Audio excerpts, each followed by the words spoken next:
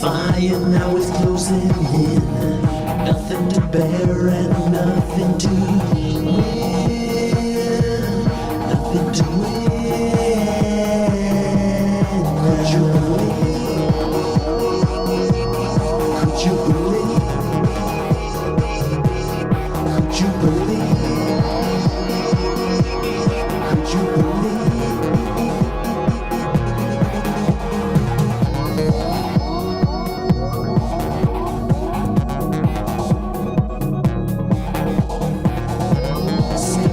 Fire, take my hand, I'll take you higher than you've ever been, than you've ever been.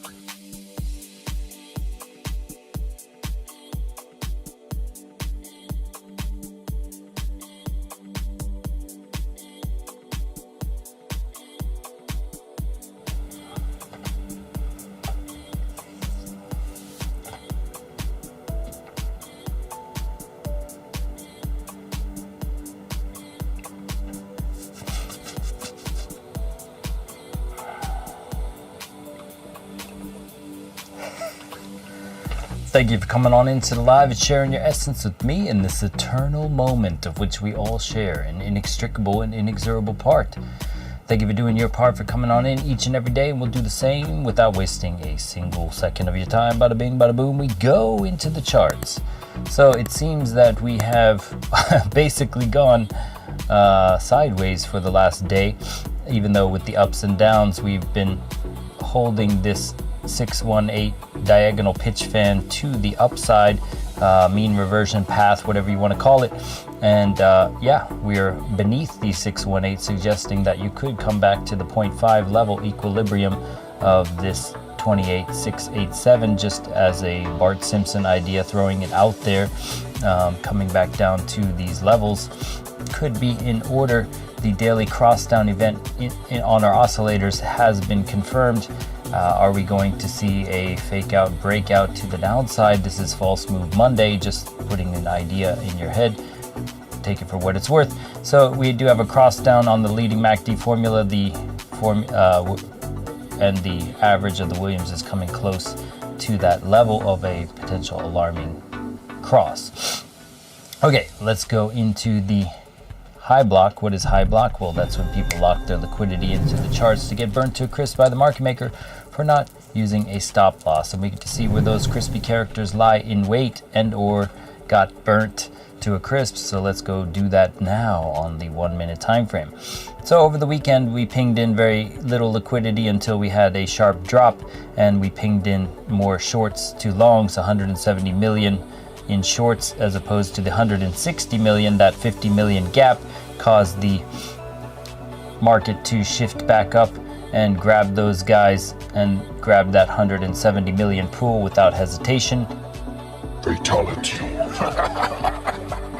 And that's what happens when you don't pay yourself when you're up in a trade. So they opened their short into the red candle. Maybe they had laddered orders down here hoping that if it breaks, it would continue to break, and just came back and gobbled them up.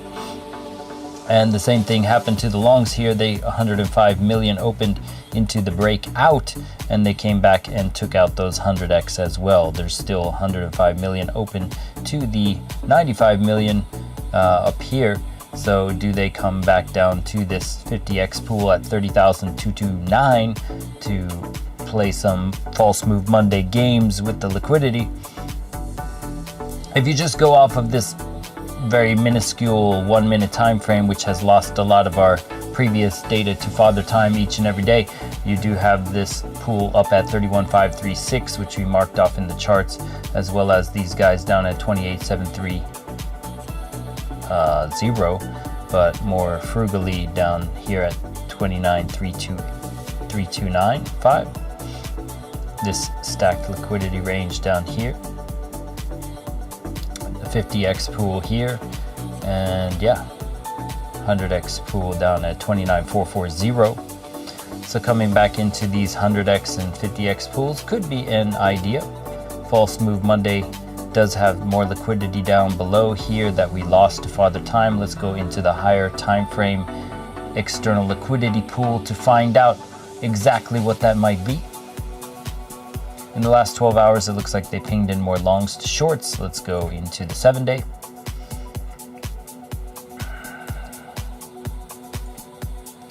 Seven-day also has a thicker band down here at 29,450, $4 billion as opposed to 3.6 up at 31,650. So there is a hotter band of liquidity down at 29,450 on the 7-day time frame.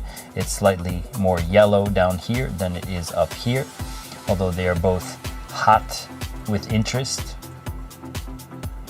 As we expand our vision to the 1 month time frame, we notice that there is a band of now $40 billion up at 31.7. Previously 30 billion has increased to 40 billion that we've been looking at since back here, or even further. We've been looking at it since basically this breakout time here, and they left it on the table to percolate a little bit longer. So are they going to come back and grab that 31.7 region at the range high to knock out these long pools, or are we coming back down into these smaller liquidity pools of 10? As it stands on the monthly time frame, it does suggest the insinuation of coming to that 31.7 region, as the imbalance in the immediate time frame of this range is up there at that region. However, if you do entertain the Bart Simpson idea and you just ignore this entire range that we would fall through, feasibly speaking, then you come into this pool here of larger, hotter liquidity down below. This also coincides with the 3 and 6 month narratives, which is why I threw that idea out there.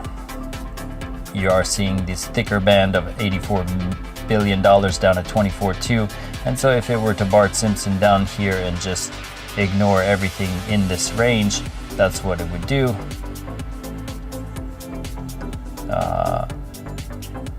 We'll look at examples of that in a minute. So basically this one here, they just went straight down for it. So that is not out of the question to have resistance and fall down into the bottom of the range for that idea. Never say never to anything. And let's see what is up above, you do have those double digits, 50 billion and higher. That could continue this range. If you go to the 6-month time frame, you do have, as I said, that you're getting 100+ billion down at 24.6. Is that a justification for a fake out to come down and grab it? I don't know. But when they do fake out liquidity, they let it build and percolate, and then they come down to it. Here they didn't really have anything higher to suggest going higher. Here they do have stuff to go higher up into. So this is different from this time back in April in that regard.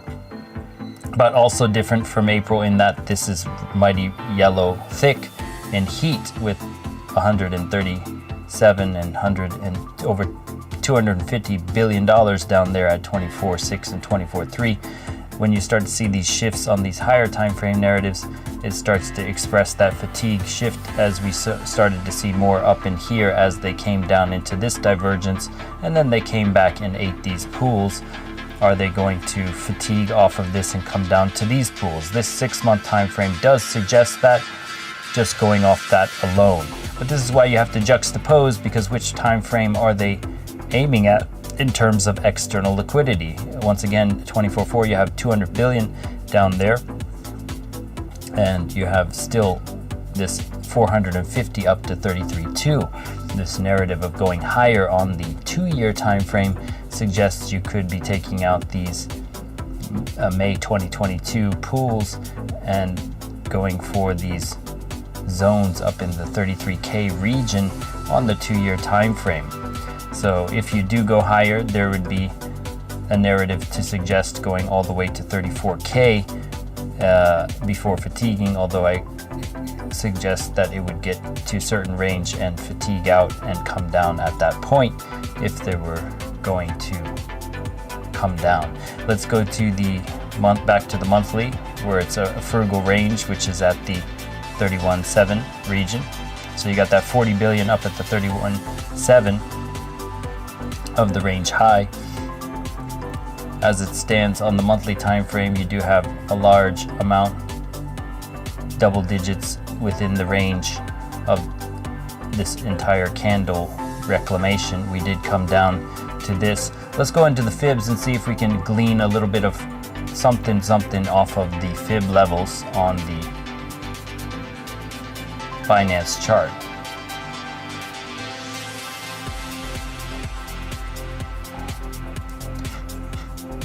So yesterday we were putting the idea of upside out there after a slight retrace, and just to show where we were yesterday, we were about here, and then it started to come down immediately after the live stream. It did not hit the 618 level. It consolidated for a few hours and then made its way up, and then it made its way down to the second fib retracement golden pocket that we put out there as a potential W formation idea as the second range off the 706 region, got bought back up, went up to the 0.66 and got rejected, came to the 0.706, came back up, and it's just been playing golden pocket pool as they ping pong off of these fib levels.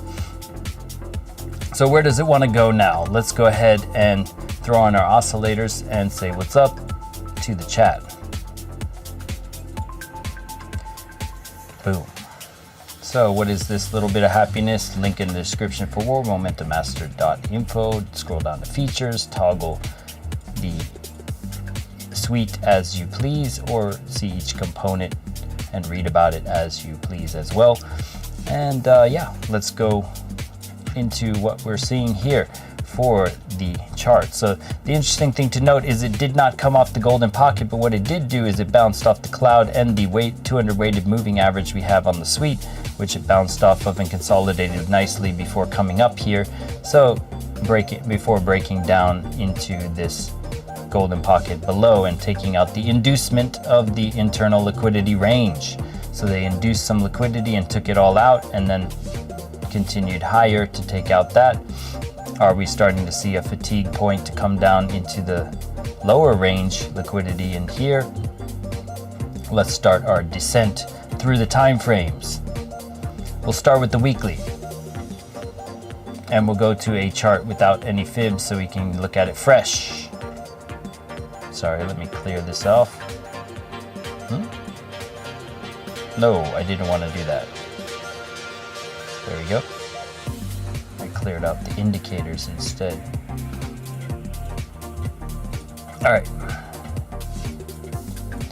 Alright, so on the weekly time frame, we basically have a spinning top above the adaptive and the weighted moving average. Did we reclaim this as support?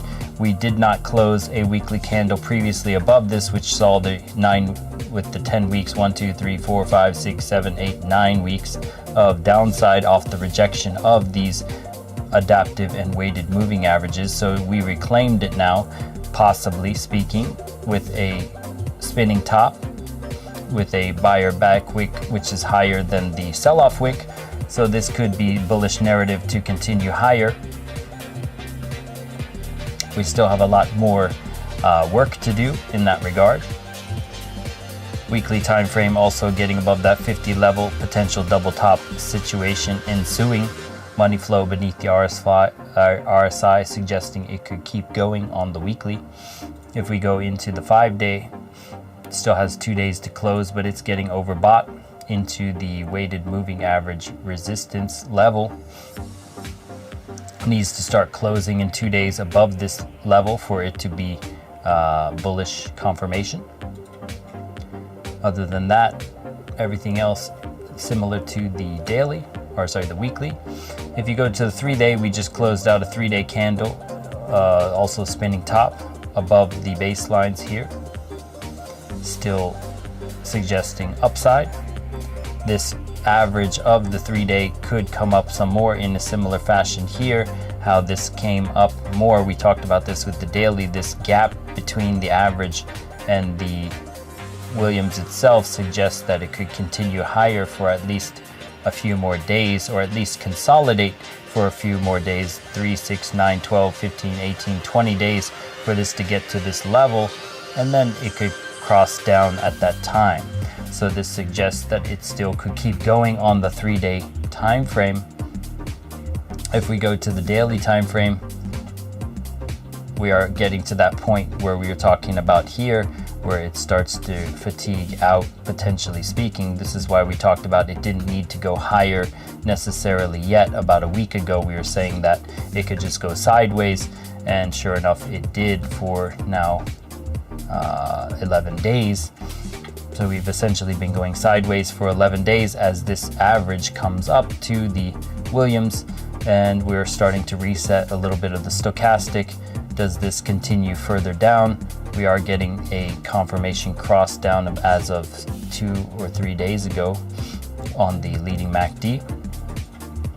So from 2 or 3 days ago, we did get that. Actually, it was back in Friday. I think it was Friday.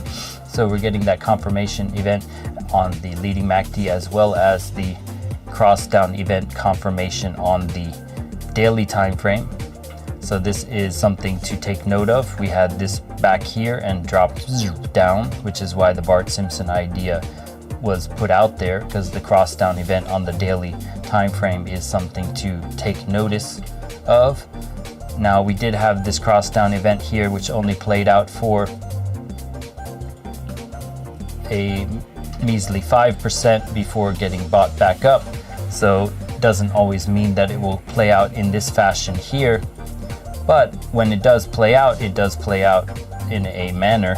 So it's worth noting on both ends of the spectrum, when you get a cross up and a cross down of the baseline, they are leading moving average formulas as per the description of the baselines on the website. These are your first signs of a reversal. So are we getting a reversal on the daily time frame? This baseline with the baselines above the price suggests so. So does this mean this will come back down and cross and give us an alarm signal as we come down into these vector candles? That could be a possibility based on the liquidity being thicker in these bands below. If we do, it would be likely a furious 𝗏-Simpson move to grab those range lows as and give this illusion of strength that does not exist. All right, so that is the daily time frame. We go to the 22. 22 ambiguously going up here and the money flow came up above the RSI without really giving us so much of a move, going sideways here. So this is resetting some of the Williams in a manner, the Williams being the potential suppression of this taking off. So you could curve back down on this at any moment. It doesn't seem to be a steady strength, just a staving off of a dump or holding pattern on the 22-hour time frame without really giving you much, because the Williams was in overbought status. This is why you like to see the Williams and the stochastic in a manner here. This is a perfect example of why this situation is better than this situation. See the difference? The Williams is in the oversold status with the rising sun confirmation, cross-up event of the baselines beneath the price of that indecision doji, and boom, we saw that upside path we projected out for you, and that was 25% gains, as opposed to what you're doing here. If you had bought on just the stochastic alone and you just got in here, you would have been whacked around and maybe got 4% if you didn't get stop hunted first. So that's why I would rather wait and be patient for that play like this, where the play is more furious in the direction I hope for. The reward is more rewarding than the risk I entertain by entering. So yeah, patience is the key, and waiting for those key setups with the rising sun event and the baselines beneath the price and the crossover with the rising sun and the double bottom fertile crescent kind of ideas of the Williams is where you want to be. So if we go to the 12-hour time frame, 12-hour is still crossing down on the price action. You did get a bullish divergence, hidden bullish on the money flow here, on the buyback of this wick here on the 12-hour time frame, giving you some hidden bullish as we reset. The money flow is extremely beneath the RSI, suggesting that we get an injection of money on the 12-hour time frame back up in here to surge up, which is why I'm not necessarily sold on the short just yet, although you could be getting this diamond formation here on the 12-hour time frame as well, in terms of getting tighter.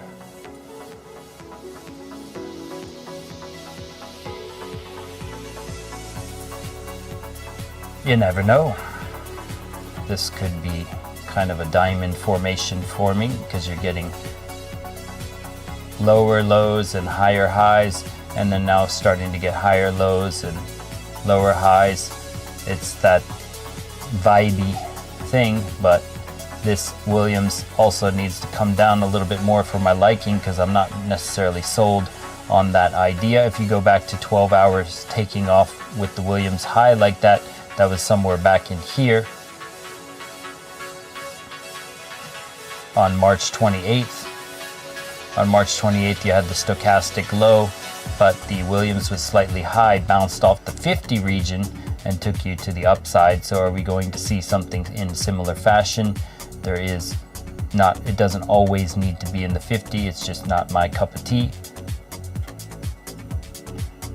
So coming down into this region and potentially seeing a bounce on the 12-hour time frame, you could get a bounce up, like a fake out, breakout kind of thing, come up into those liquidity pools and then come down. And then you have 1, 2, 3 hits to the high. Just spitballing, just spitballing. You got 1, 2, 3 hits to the high. And then that could be your money flowing back in to flow back out to stop out all the shorts one last time, and then to the downside. Just an idea. Ideas within ideas, my friends. Ideas within ideas. So we will erase that because I don't want to get biased. And then we'll just take a look at the 12 hours, you got that baseline suppression. Same with the 22 still in effect, which is why I'm not sold on the long. You're getting that ambiguous crisscross of information is when I don't want to do anything, or necessarily speaking. You want to wait for your confirmation and your levels.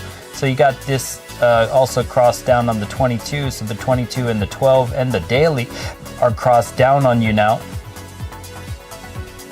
And you got the 6 hour time frame crossed up, but it's hugging together closely, and it's been doing a lot of fake outs here, making the impression hard to believe on either side as the baselines try to hold that thinning cloud. And then we put out this idea of the curving cloud, like, when was that we started doing it?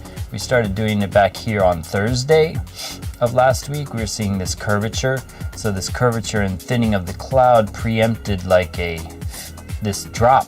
Then we put that, we were not wavering in the hit of this pool down here, and sure enough we did hit that pool all the way down to this region. So we did get that hit to the stab to the downside, and 2 hits to the high here, the 2 hit high rejection stab to the downside here. All right, so which side are they rejecting more is the question. It looks like they're rejecting this more, and they're giving very little time to stay in this region. This was a very bullish buyback candle here. So are we going to see this stab up for a 3rd hit to the high? How high will this stab be is the question. The ambiguousness of takeoff on the 6 hour, you have the money flow beneath the RSI suggesting it's coming back in for that push up, possibly on the 12 hour that we just illustrated for you. If we go to the 4 hour time frame, the 4 hour is getting some stop volume candle with the blue candle here. This is what you consider a stopping volume on the PVSRA strategy. Blue candles are stopping volume. So was this a stop hunt volume before they come back down? You are holding the cloud on the 4 hour, even though you're getting this purple sell-off energy. You're maintaining this cloud in kind of a bullish manner. Williams is ambiguously holding the 50 and staying flat. I think it's in an inducement pattern right now. This is False Move Monday, Asian session.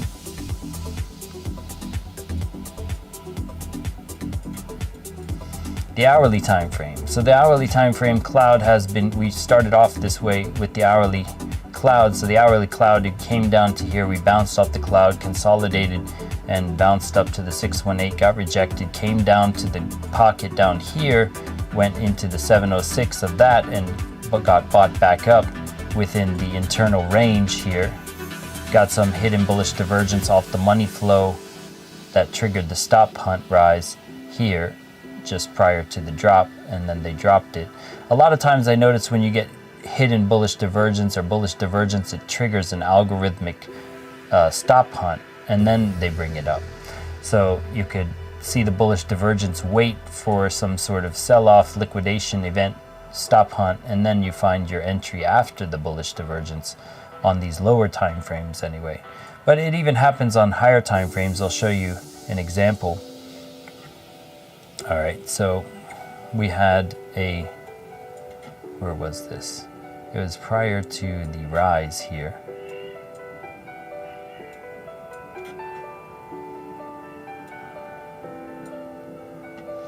I think it was on the 6 hour, was it?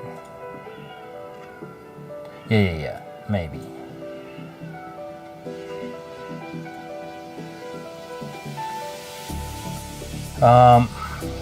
Where was that? Here we go. So you had like a 12-hour bullish divergence on the RSI, 12-hour bullish divergence on the RSI. They rose up, stop hunted, and then they brought it up. And then you had that confirmation bullish divergence here after the stop hunt. So you get that first bullish divergence, they stop hunt, and then they bring it up, and then you got the confirmation of the bullish divergence again, And then after the stop hunt is where you kind of look for that confirmation smooth entry here. Okay, so you don't want to enter under this junk consolidation idea. You get the consolidation with the bullish divergence. Everyone thinks, ooh, bullish divergence. They jump in here, they get stop hunted, and then they get a confirmation above the baselines here, with the baselines beneath the price and the bullish divergence and the double bottom fertile crescent intact, oversold on the Williams, and boom, that was your entry for the long. So the similar fashion, like this junk consolidation that we're experiencing right now, is not what you're waiting to enter on. You're waiting for that liquidity grab, and we have that bullish divergence on the money flow here. So does that trigger a stop loss hunt? And then you find your entry off of that idea if you're looking to go long, or conversely, if it goes up to go down, do you look for that short? This is False Move Monday, so there's going to be a lot of wick whacking to try to find out where the liquidity lies the most. And when they do that, just for example, like there's nothing that was pinged in throughout the weekend, just 33 million here, 50 million there. And then so when they do these large moves, they ping in more liquidity. I look at it like a radar pulse. They pulse out in both directions, and then they see where the interest is generated. 127 million in shorts. As opposed to 74 million in longs. There's more shorts. Let's head up, Bill. And then they start to head up in that direction. And then they ping it again. Ping. And they ping both sides with their lightsaber, and they say, 105 million in longs, as opposed to 95 in shorts. We're scaring the shorts away. Okay, we can squeeze the shorts a little bit more and ping in some more longs before we drop it, Bill. And then they just kind of like ping it along the way. And this in and of itself is a ping. So they had pinged in 365 million in shorts as opposed to 220 in longs. So they pinged in more shorts. They're like, I guess the shorts need to be punished some more, Bill. You got that right, Jim. And then they start to come up into these regions to punish the shorts some more until they fatigue them. And so these little pings of liquidity with these drop rises kind of see where the interest is generated from the real players that are playing, because these little skittish pools don't tell them much, so they have to make these violent moves to see where the actual liquidity lies. So Monday in and of itself should be a day like that. So do we come up to this pool at 30,930 and then make our way down to that pool at this level, 29,643 for a Monday play? I don't know. As it stands right now, we are holding the cloud on the 6 hour, even though it is curved in the manner we were thinking, and even sharper. This could be that kind of curve idea that we've been seeing recently, where it curves in this way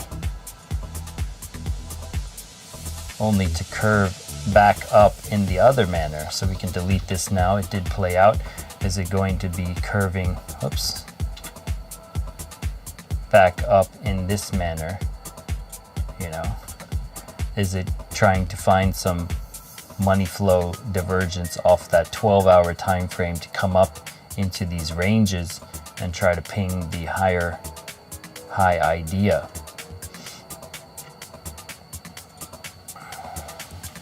Six-hour time frame ambiguously holding beneath in the oversold status. Williams not oversold or overbought, leaning towards the overbought zone. Starting to get that heat inside. The 8-hour also. The 8-hour cloud was also interestingly getting thinner as it rises up here. And so this 8-hour cloud also starting to get that idea of thinning out. We had a lot of thickness, a lot of volume within this last few days that has brought us to the point we are at of equilibrium on the buying and the selling. The cross down event of the 8-hour candle is now above the thin boy, suggesting we could come up.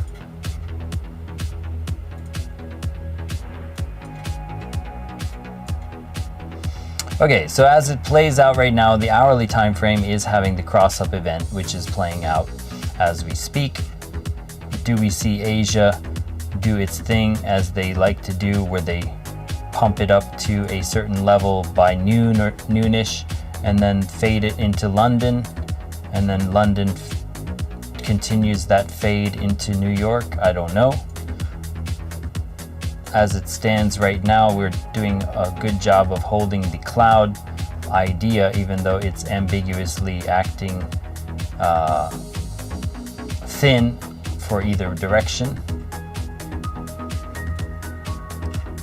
The idea we had yesterday of this rise, retrace, continuation idea, as ugly as the price action has been, the same idea from yesterday where it's this rise, retrace, continuation is still in effect.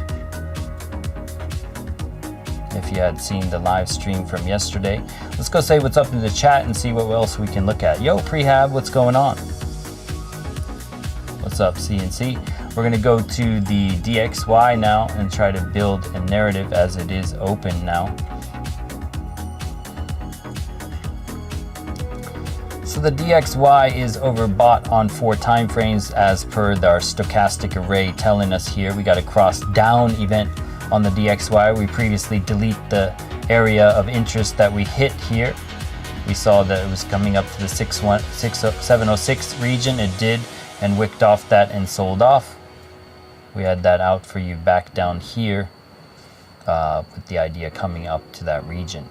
All right, so the bearish trend-based fib extension levels are still intact as of the 236 entry model here, coming down, bouncing off, coming bearishly retesting the 786, dropping into the golden pocket, and the Hail Mary play of the 1618, going slightly beneath the 1618, coming back to the 1, rejecting, finding some strength off the 1382, and you had this kind of ugly double bottom out of here.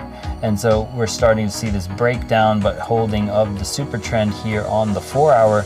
Got a bullish order block on the 4 hour super trend here and starting to come back into that. 4 hour is oversold, but Williams could continue further down and suppress this idea. If we go to the 12 hour time frame, we previously had that nice fertile crescent double bottom idea with the cross up of the baselines after the liquidity grab. We have some bullish divergence on the RSI that was starting to play out, and we're starting to come down as of being overbought on the 12 hour time frame. So is this going to give you a C leg down to the 2 level or the 1618 again for a larger double bottom?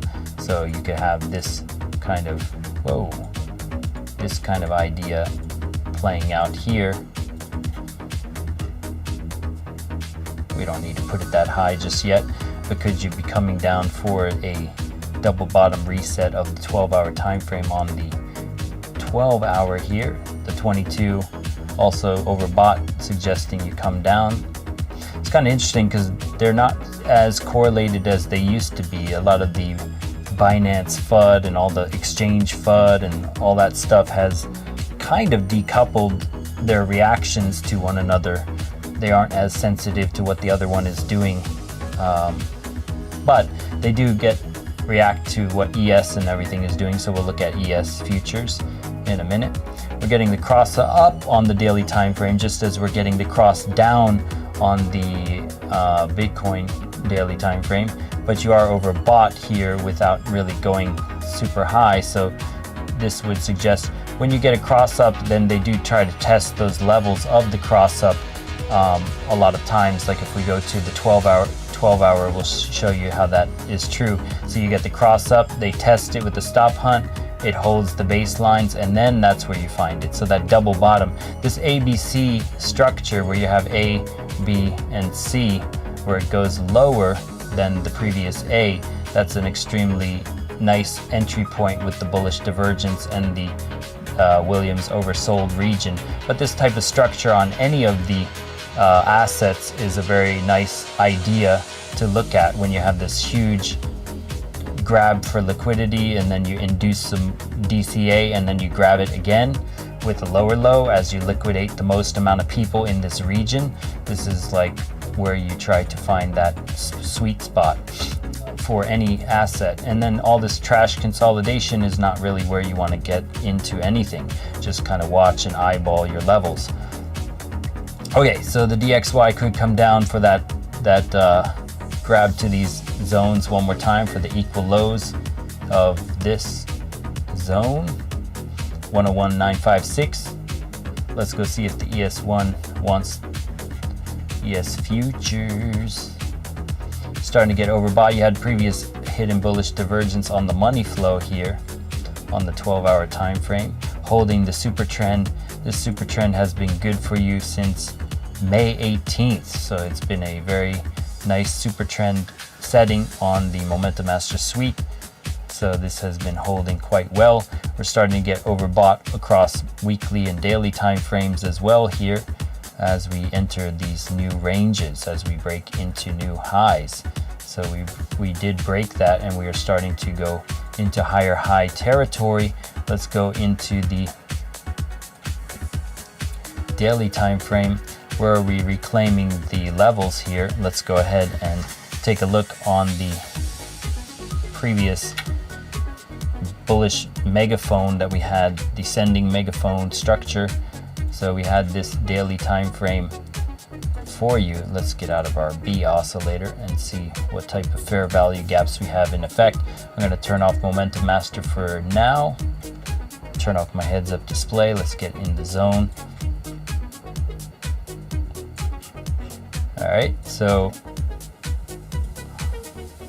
as it stands, we are currently into this candle here on the daily time frame.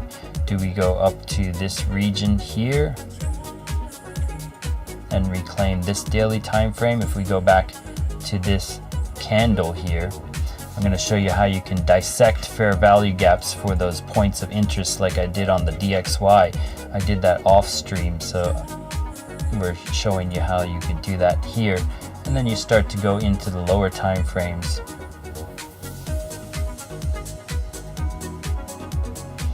Okay, so there's a kind of fair value gap within this region here.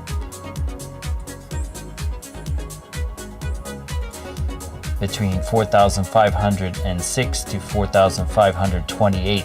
So do we go up to that region and clear this liquidity here before reversing? And the next one would have you up in this region here.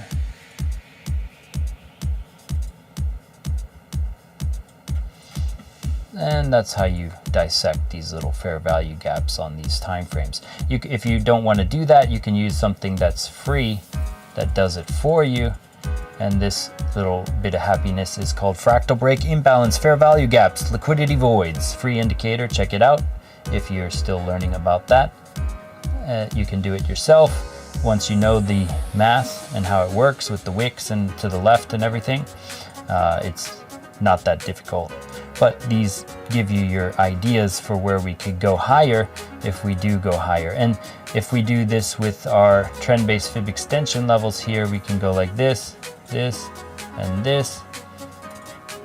And if we break that equal this high level, then we come back into these 786 regions. If we fade off of this, then we could come lower. If we go higher, we have this little bit of happiness up here to continue into, similar to Bitcoin. And you could have even done that here if you take this impulse retrace idea. 236 entry model here, you got to bounce off of it, boom. You keep getting, you got rejected off the 706 institutional level, then you came up into it, consolidated nicely within it, got your confirmation off the 706, and boom, you were gone up into the Hail Mary regions of that profit-taking zone. So this is how you use trend-based fib extension levels to project out into the future. So based off of this impulse retrace, if we're going to continue higher, then that's where you'd see it. But this looks like it could retrace down in lower, so we're going to throw back on our oscillators to see what's overbought and oversold.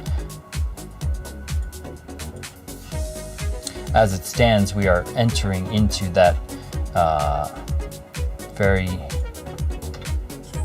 fatigued level, so that's not where I would be looking too long personally, but that's just looking at it on the idea here. So if we look at the 12-hour time frame,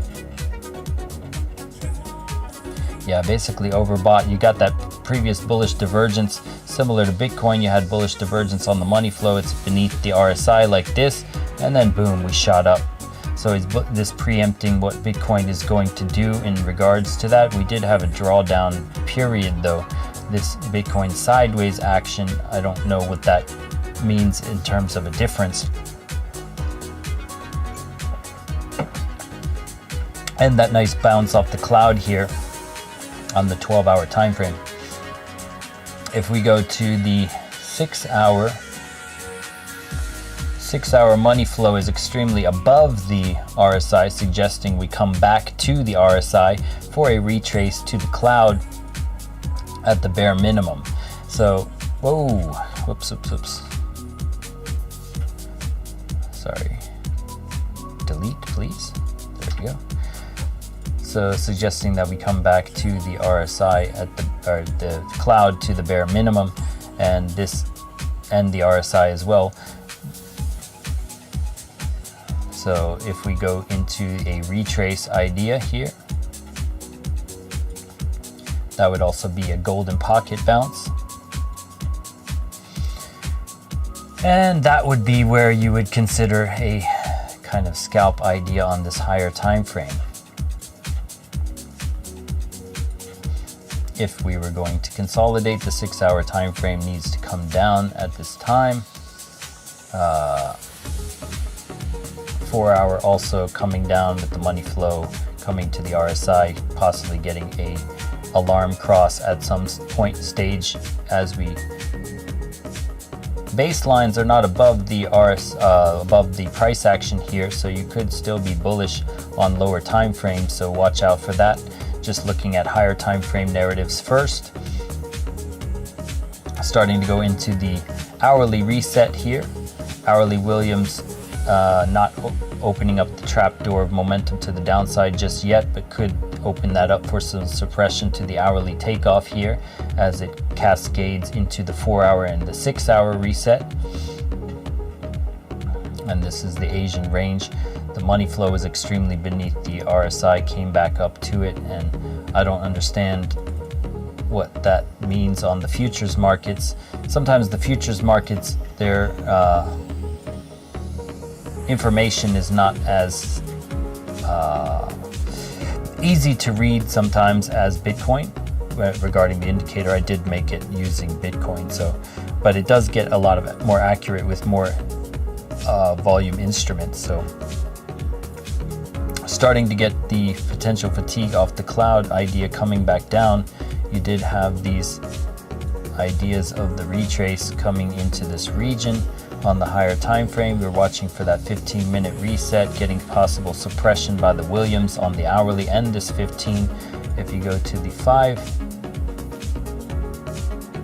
getting fatigued without going anywhere, potential suppression inbound for the ES futures.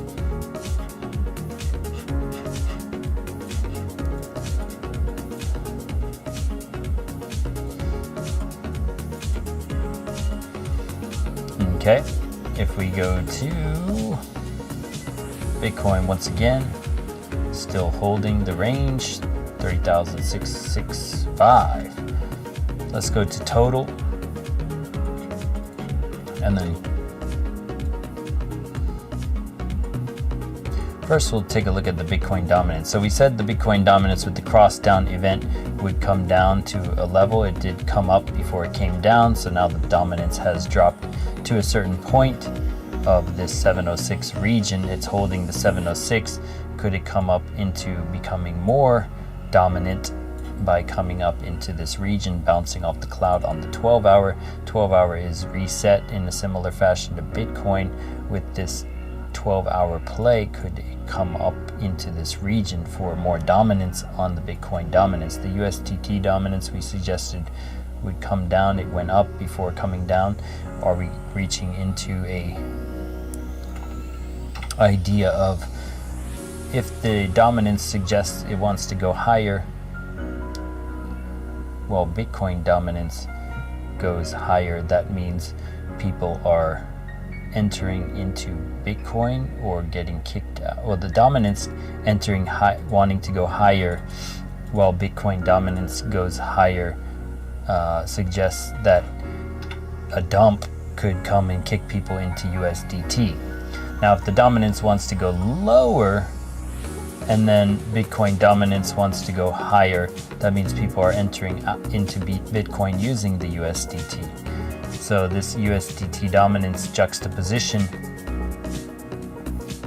is this ABC to go lower though? First, are we going into a region of this zone?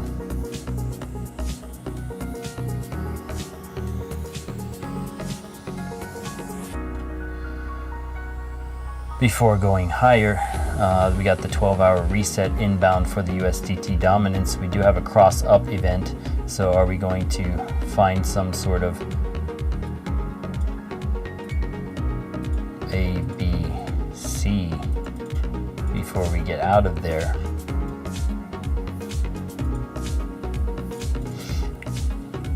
So with the USDT dominance suggesting that we go up at some point, if we have 4 time frames oversold, that suggests that the dominance wants to people want to get back into USDT. What does that mean? They would be selling off their profits into USDT or getting stop loss hunted into USDT. So if this comes down a little bit further, then the suggestion is that it could come up at some point. You're getting the double bottom idea on the 12-hour. Let's go to the 22 and above and see if that's also starting to percolate.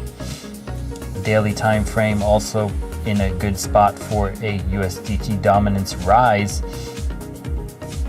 If we go to the weekly just starting to come down. So yeah, coming down to a region here off of a golden pocket or something. Let's go see if there's a daily retrace zone that we can look at.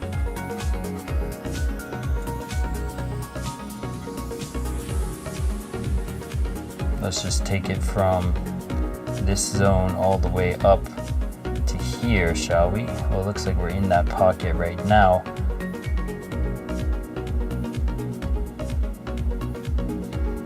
So we previously had a reaction up to 618 here.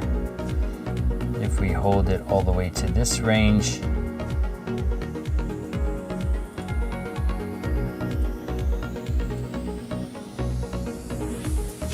it could be a 706 bounce idea out of that pocket.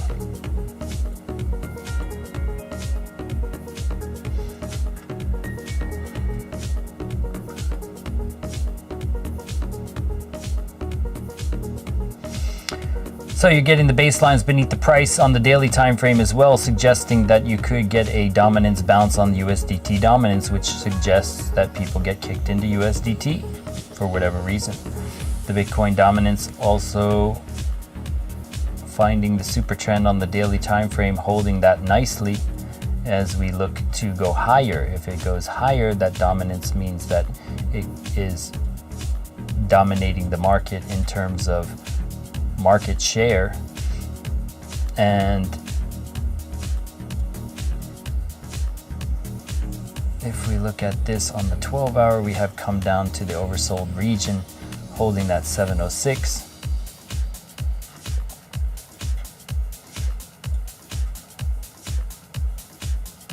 Trying to give a thorough analysis for the week start. 6 time frames oversold on the 6-hour, locked in here. Interesting to note.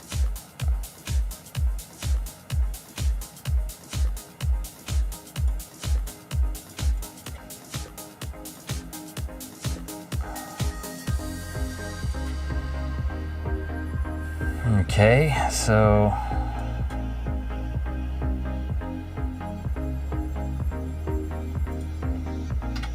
if the dominance wants to rise, let's say it goes up into these candles and even just wicks into this region, and the dominance is also, USDT dominance wants to go up as well.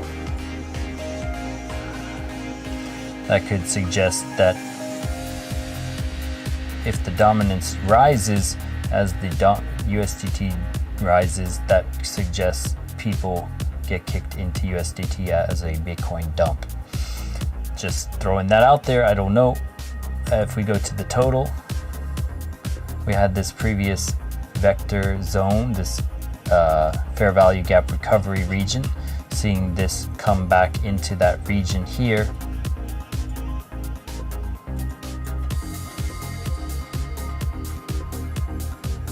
And we already previously came up into this one level of the bullish zone.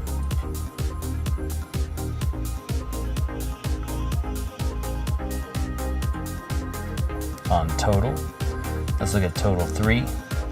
Total 3 came up to that fair value gap we were talking about before last time we looked at. It bounced off of this 1618, found an order block there and bounced up to the fair value gap.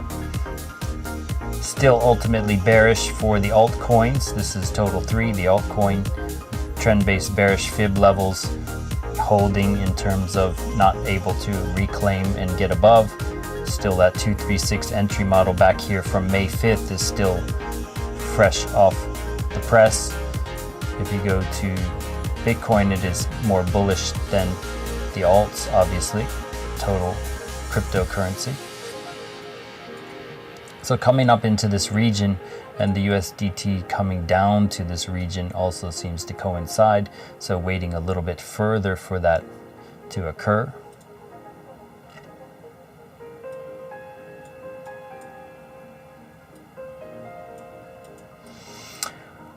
All right, let's go back to BTC and wrap it in a nutshell. Looks like we had a little bit of a breakout here on the 5-minute.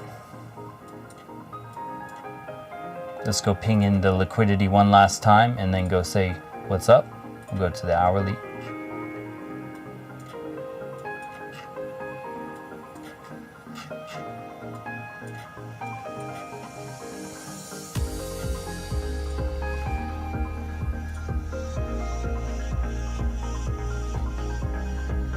Okay, so no new liquidity pinged in on this move to the upside. They are stabbing to the, they're making their intentions clear as they want to come into this short liquidity up here in the regions upwards of 31,536, which we marked off in the charts as well. More frugally looking at a pool, a 100x pool that was here.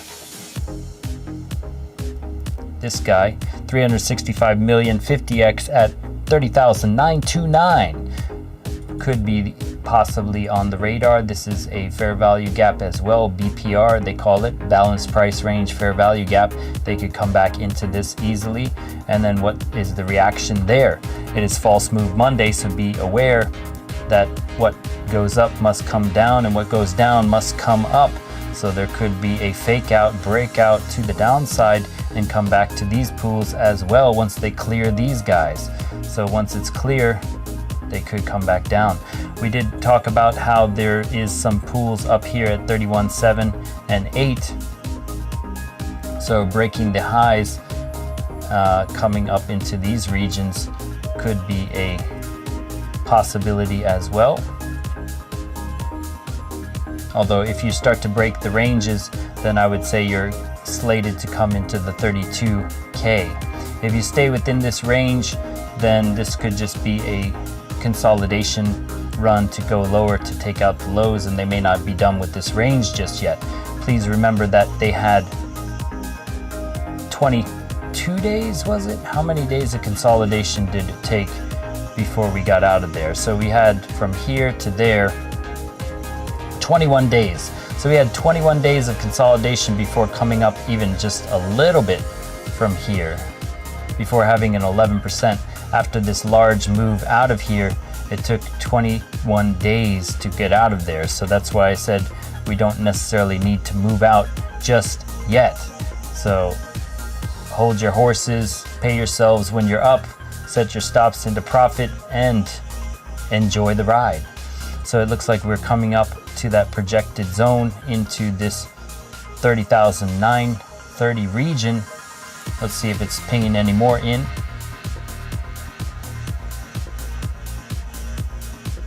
Coming to clear that liquidity.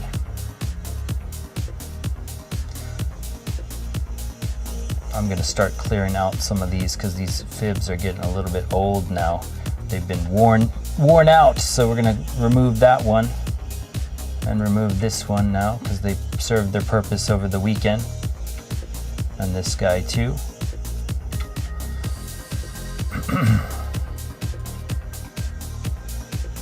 Let's see if we can see if there's a bullish trend-based fib somewhere in here. Basically, if you do this little impulse to this little guy here, this does put you in that region.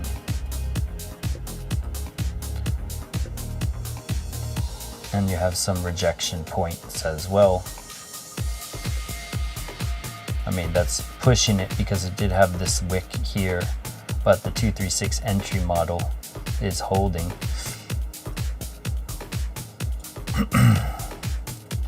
All right, ladies and gents, that's where I'm seeing it. You got your levels, you got your liquidity, you got your momentum. I think everything is good to go. You got the 6-hour idea with that potential curvature up. Watching for that. It's still thin as of this moment. The cloud is not making a decision, so we're going to remove this and this for now. We'll keep an eye on it. Starting to act ambiguous as the 4-hour is, but interesting to note that the reactions do hold true. If you come to the 12-hour starting to taper in a manner here, holding the baselines, so please beware. Fake out breakouts are a thing. And are you getting this kind of idea happening on the 12-hour? 12-hour though has that hidden bullish divergence. Is that going to start coming up here and seeing a surge up to these 31.7 pools up here, because there's some little pools of external liquidity just chilling in wait. If it comes up to this region, then you know where it's going after that with the 32K. So chill on the sidelines for Monday is generally the best play to do. You got the daily cross down event in play as well. Last time that happened, we did have a solid drop to the downside, so something to note if nothing else. And we thank you for your time. So thank you for coming on into the live and sharing your essence with me in this eternal moment of which we all share an inextricable and inexorable part. Thank you for doing your part, for coming on in each and every day, and we'll do the same, bringing the fire, the precision, the accuracy, and all that fun stuff. And we will catch you on the flip side. Peace.